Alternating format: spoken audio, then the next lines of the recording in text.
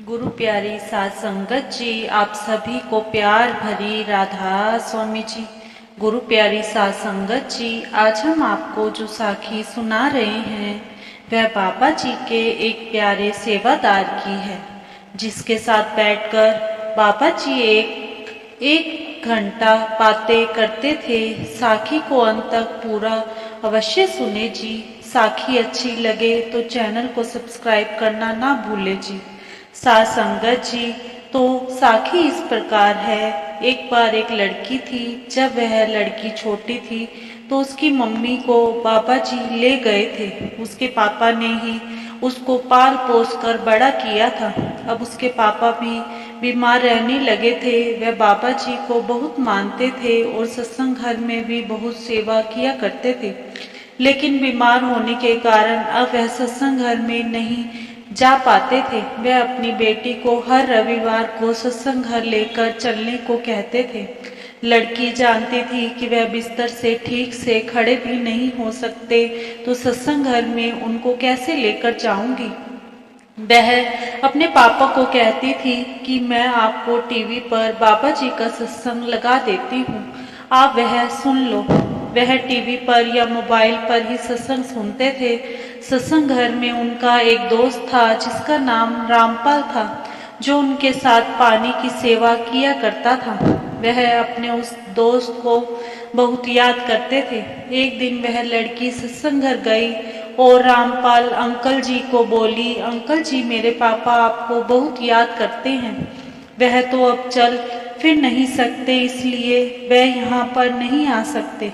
कृपया करके आप ही उनको घर पर आकर मिल जाए। रामपाल जी उस लड़की से बोले, बेटी चिंता मत कर, मैं तुम्हारे पापा से मिलने के लिए जल्दी ही आऊंगा। एक दो दिन के बाद जब रामपाल जी उस सेवादार के घर उससे मिलने आए तो उन्होंने देखा कि वह बीमार और लाचार बिस्तर पर दो तकियों पर सर रखकर लेटा हुआ है और उनके पलंग के पास एक खाली कुर्सी पड़ी हुई है। रामपाल जी बोले, भाई साहब, शायद आप मेरे आने का इंतजार कर रहे थे। वे रामपाल जी को देखकर बहुत खुश हो गए और अपने दोस्त रामपाल से बोले, भाई दरवाजा बंद कर दे। उनके दोस्त को थोड़ी हैरानी हुई कि वह मुझे दरवाजा बंद करने के लिए क्यों कह रहे हैं। वह सेवादार बोला, भाई इस खाली कुर्सी का राज मैंने आज तक किसी को भी नहीं बताया, अपनी बेटी को भी नहीं। दरअसल मैं पूरी जिंदगी यह नहीं जान सका कि कुल मालिक को याद कैसे किया जाता है। मैं अपने सतगुरु से बात कैसे करूं। भाई मैं सत्संग घर में जाता जरूर था, पर मुझको समझ कुछ भी नहीं आता था। लगभग 2-3 साल पहले मेरा एक स्कूल का दोस्त मुझसे मिलने के लिए आया। उसने मुझे समझाया कि हम जो प्रार्थना करते हैं ना वह भगवान से सीधा भी हो सकती है। उस दोस्त ने मुझे सलाह दी कि अपने सामने तुम एक खाली कुर्सी रखो और फिर यह समझो कि तुम्हारे सतगुरु, तुम्हारे मालिक तुम्हारे सामने उस कुर्सी पर बैठे हैं। फिर उस कुल मालिक से वैसे ही बातें करना शुरू करो जैसे कि तुम अब मेरे साथ कर रहे हो। वह कुल मालिक हमारी हर फरियाद सुनते हैं। जब मैंने दोस्त के कहे अनुसार वैसा करके देखा तो भाई मुझे बहुत अच्छा लगा। फिर तो मैं रोज 2-2 घंटे बाबा जी से बातें करने लगा भाई। लेकिन मैं इस बात का बहुत ध्यान रखता हूँ कि मेरी बेटी कभी मुझे ऐसा करते हुए ना देख ले। अगर वह मुझे ऐसा करते हुए देख लेती तो उसे लगता कि शायद मैं पागल हो गया हूँ। दोस्त की यह बात सुनकर रामपाल जी की आंखों से अपने सतगुरु के लिए ऐसे ही प्यार के आंसू बहने लगे। रामपाल जी ने अपने सेवादार दोस्त को कहा कि आप तो घर में रहकर ही सबसे ऊंची भक्ति कर रहे हो। रामपाल जी ने अपने दोस्त को रोते रोते गले लगा लिया और बोले, दोस्त तुम अपनी सच्ची गुरु भक्ति में लगे रहो, बाबा जी सदा तुम्हारे साथ हैं।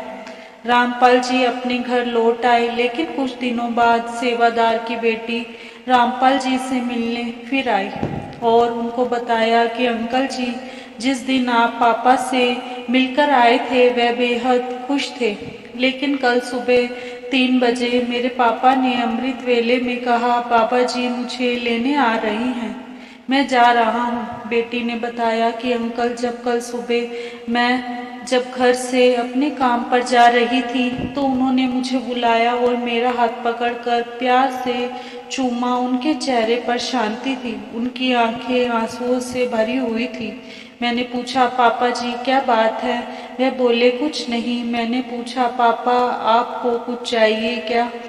वह बोले, बाबा जी का और तुम्हारा शुक्रिया। लेकिन जब मैं शाम को काम से वापस आई तो ऐसी मुद्रा में बिस्तर पर बैठे थे जैसे खाली कुर्सी पर उन्होंने किसी की गोद में सिर झुका रखा हो, परंतु कुर्सी तो हमेशा की तरह खाली थी। वह लड़की बोली, अंकल जी, मेरे पापा ने खाली कुर्सी के आगे सर क्यों झुका रखा था? बेटी से पिता का यह हाल सुनकर रामपाल जी फूट फूट कर रोने लगे और मालिक के आगे फरियाद करने लगे, मालिक, मैं भी जब इस दुनिया से जाऊं आपकी गोद में ही जाऊं, मुझ पर भी ऐसी कृपा करना। उन्होंने लड़की को बताया कि वह कुर्सी खाली नहीं थी, कुर्सी पर तुम्हारे पिता ने अपने सतगुरु को बिठाया हुआ था। वह उनसे रोज 2-2 घंटे बातें करते थे और उनको अपने साथ हाजिर नाजिर समझते थे। अगर हम भी इस तरह अपने सतगुरु की गोद में बैठकर इस दुनिया से जाना चाहते हैं तो हर पल हर समय अपने बाबा जी को हर जगह अपने साथ महसूस करेंगे तो एक ना एक दिन बाबा जी हमारे साथ भी बैठकर बातें करेंगे। शुक्र मालिका, शुक्र दातिया, आपका बहुत बहुत शुक्रिया। एक और छोटी सी गुरु नानक साहिब के समय की साखी है। गुरु नानक साहिब के समय संगत का नियम था कि वह सुबह सवेरे गुरु साहिब की हजूरी में भक्ति भाव के शब्द पढ़ती थी। गुरु साहिब ने देखा कि जब संगत शब्द पढ़ रही होती है, एक छोटा सा लड़का रोज आकर चुपचाप उनके पीछे खड़ा हो जाता है। एक दिन गुरु साहिब ने लड़के की और मुस्कुरा कर देखा और कहा, बेटा तू रोज सवेरे यहाँ क्यों आ जाता है? तेरे यह सोने का समय होता है, तुझे वाणी के पाठ में से क्या मिलता है? तेरा ध्यान साथियों से मिलकर खेलने की ओर होना चाहिए, पर तू यहाँ आ जाता है। गुरु साहिब की बात सुनकर लड़के ने बड़े आदर से साथ जवाब दिया, एक बार मेरी माँ ने मुझे चूल्हे में लकड़ियाँ जलाने के लिए कहा। मैंने देखा कि सबसे पहले बारीक बारीक और छोटी छोटी लकड़ियों को आग लगती है तथा मोटी और बड़ी लकड़ियों को बड़ी मुश्किल से आग लगती है।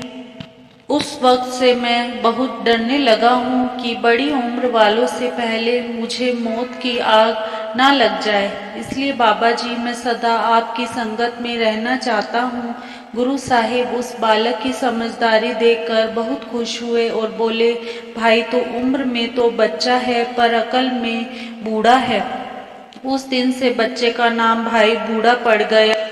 वह छठी पातशाही गुरु हरगोबिंद जी के समय तक जीवित रहे। उनका गुरु घर में बहुत आदर था और गुरु अंगद साहिब, गुरु अमरदास, गुरु रामदास, गुरु अर्जुन देव और गुरु हरगोबिंद को गुरु गद्दी पर बिठाकर तिलक उन्होंने ही लगाया था। उन्होंने इतने गुरुओं की सेवा की और बहुत बुजुर्ग होकर सेवा करते करते ही गुरु चरणों में लीन हो गए। ऐसे सेवादारों का बहुत बहुत शुक्रिया।